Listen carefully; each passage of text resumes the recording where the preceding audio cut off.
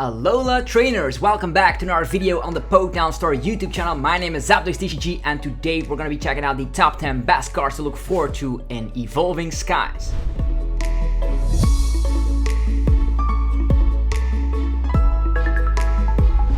Alright, Evolving Skies is going to be a set coming out on the 27th of August and it's going to be a ginormous set containing a lot of playable cards. We're going to be going over the top 10 personal cards that I'd say you definitely need to get your hold of at least a couple of copies of these cards because they're going to be impactful and they actually will create new archetypes with them. So without further ado, let's just get this amazing video started. Also be sure to subscribe to the PoTown Store YouTube channel and let's just get it going. On the number 10 spot we find Ludicolo and this is actually a very crazy ability, the energetic dance. When you play this Pokemon from your hand to evolve one of your Pokemon during your turn, you may use this ability and during this turn, the attacks of your basic Pokemon, all of them, do 100 more damage to your opponent's active Pokemon. So that ability also stacks. Imagine if you can get out 2 Ludicolo in one turn.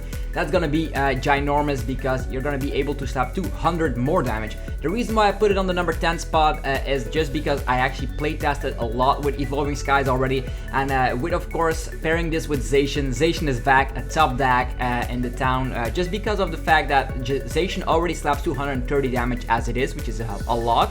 You can combine that with Rusted Swords, 260, and then a Ludicolo, 360. One hit KO anything in the game, VMAX, it does not matter. Also, we have a Lombre from Rebel Clash, which has the top entry ability, and with the help of a Rangaroo from Sword and Shield, you're going to be able to, of course, get the Lombre on top of the deck, and if it's your turn and you draw into it, you can cheat the Ludicolo evolution. So that's also something super huge for this archetype, and that's why I put it here on the number 10 spot. There could also be some more basic focus decks that want to be relying on Ludicolo for that extra damage output, because 100 more damage is screaming for one-hit KOs, and that's why I'm putting it here. Number 10, Ludicolo, definitely one of my favorite cards from Evolving Skies. Moving forward, number 9 is going to be Jolteon VMAX. As a little side note, Sylveon VMAX is not up on this list. I tested Sylveon VMAX and it was a little bit underwhelming, so instead I decided for Jolteon VMAX because this does work out. You can combine this with none other than the Orbeetle VMAX, which is very easy to set up. We still have Turffield Stadium, we still have air balloons. There's going to be a lot of great things about pairing this with Orbeetle VMAX because you can spread some damage across all of the opponent's Pokemon, and we will need that for the Max Standard Clap, which actually slaps 100 damage to the active and 100 damage to one of your opponent's bench Pokemon that already has damage counters on that. You can combine that with Galarian Zigzagoon, but more efficient will be of course Orbeetle VMAX because you can of course use that. You have free retreat, you can switch into Orbeetle, spread some damage with Eerie Beam, and then of course use a switch or an escape rope to do of course the attack with Jolteon VMAX. Not only that, you can combine that with Cheryl. Cheryl is super strong. You're an evolution Pokemon, and you also have the Elemental Badge, a tool card, which definitely helps out here because with the tool card, you're gonna be able to attack for just 1 energy. You will need 1 Kara's energy less to attack, and that's gonna be super impactful if you want to, of course, attack for 1 energy. And you have Speed Lightning energy to draw cards, so you can draw into your Cheryls, and it's gonna be a fantastic archetype. Only bad thing about this is that you're weak to fighting, so that's why it's only number 9 up on this list. And opposing Pokemon decks could also be playing Cheryl, but I haven't seen a lot of decks playing Cheryl post rotation, but definitely one of the decks you should check out. Moving forward, number 8, Ryan. In my personal video I actually put this very low, but Ryan is super strong. Not only does this work out in decks like the Decidueye, it also will work out in stuff like Rapid Strike, Urshifu VMAX, as well as Zacian decks. Let me explain you. If one of your Pokemon got knocked out during your opponent's last turn, so that's gonna be very bad because they've been taken out a Pokemon, and then you're gonna be able to use this card to come back. You can choose a basic energy from your discard pile, attach it to one of your Pokemon, and search your deck for any 1 card. As mentioned, if you're playing Zacian Ludicolo, you're actually going to be able to get yourself an energy from the discard pile. Then the only thing you will need is an energy and a saucer, and your Zacian is back up and rolling. And the cool thing is you can also scout out stuff like rare candy. So in decks like the Decidueye or maybe the Ludicolo deck, you can actually search your deck for rare candy instantly, very similar like a Rosa did before it. So Ryan, super strong card in my opinion. Moving forward are the Galarian Birds. I'm cheating a little bit. I'm putting them all here on the number 7 spot just because of the fact that they do the exact same thing but for specific types. They all have an ability, and if you slap it down on the bench, you can actually accelerate 2 energies that correspond with its typing. So, for example, if you slap down Galarian Articuno from your hand onto the bench, you can accelerate 2 psychic energies from your hand to it. This is the reason why I think Galarian Articuno is the best out of the bunch, is because it fits in so well. You can easily find it with Fog Crystal, works very well in Shadow Rider Calyrex, VMAX decks, and yeah, the other ones still have some niche roles here and there, but Galarian Articuno is probably the best out of the bunch. Also being able to snipe for 120 damage. Galarian Zapdos can paralyze. Not a lot of decks will be playing a high amount of switch because Tandem Shock Raichu is gone. And also Galarian Moltres is going to be able to slap out huge damage for every prize card the opponent has already taken. So all of them are very good. Putting them simultaneously here on the number 7 spot. And yeah, these baby Galarian birds are just super strong. Moving forward, number 6, Leafeon V Max. We are so grateful that Welder is gone, otherwise this would not even be a card I'm talking about. Just because it is weak to fire, Welder is gone, super good news, so not a lot of fire being played. If there's fire being played, it's probably going to be Victini V Max or Cinderace, but other than that, you're going to be good with the fire department.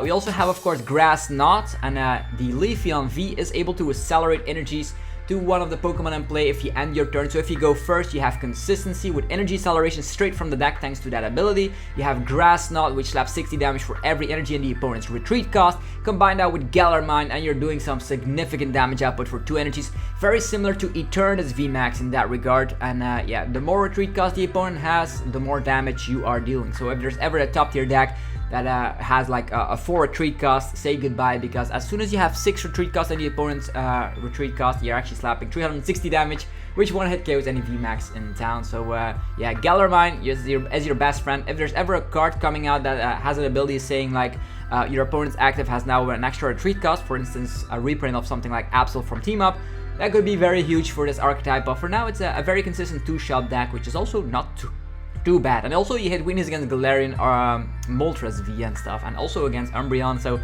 not too bad here. Leafeon V Max. Moving forward, number 5 is Suicune V. Suicune has the Swift Runner ability, and it's actually reminding me a lot like Zoroark GX, and the reason for that is that it draws cards and it slaps damage depending on the bench size.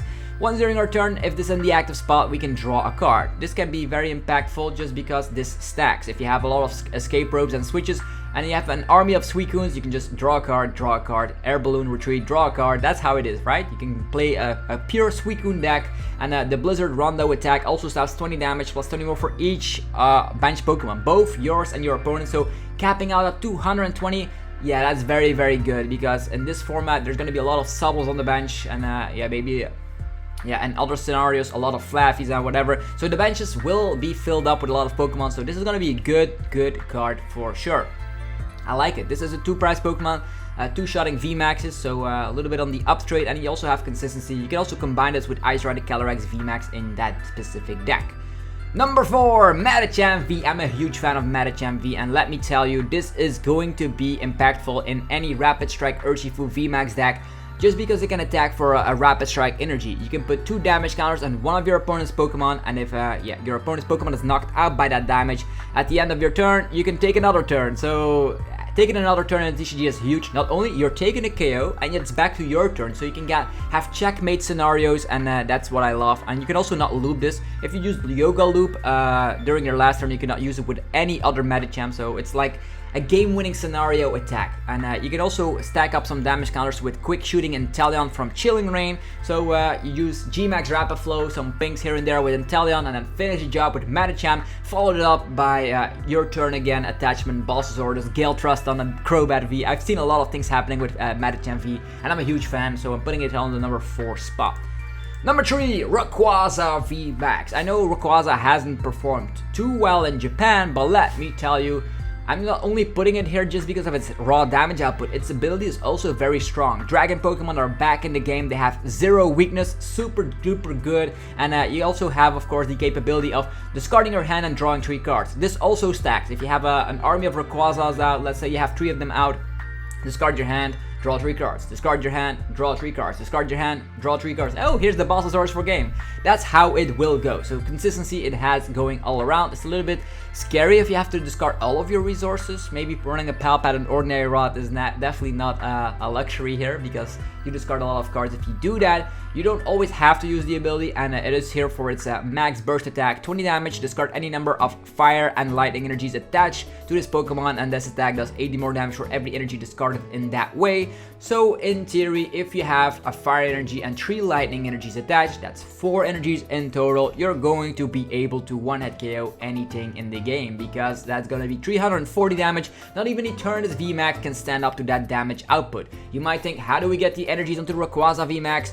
Well, we can of course rely on stuff like Rose. Rose is gonna be very good, because typically you throw away your hand, but you have of course access to a new hand thanks to Blue Sky Surge, that crazy ability. But not only that, the number 2 spot on this list is gonna help out as well, and that's going to be Flaffy, Dynamotor, Electric, Malamar, whatever you think this is going to be a reprint of, it's going to be very good. Being able to find this with Level Ball, being able to have a 2 retreat cost with the Air Balloon, and being able to accelerate energies from the discard pile has historically been insane. We're gonna be able to, of course, accelerate lightning energies. You can get your energies onto stuff, not even lightning Pokemon. You can get stuff like Cramorant V. You can also set up a Bolton V. You can set up Zeraora V, but more importantly, the Rayquaza V is going to be the best friend of Flaffy. You can just KO anything in the game, and you can get all the energies back with Flaffy. So that's why I think it's super strong. So be sure to check out the Flaffy Rayquaza deck if you are a fan of a new archetype. It's definitely going to be a strong archetype for sure.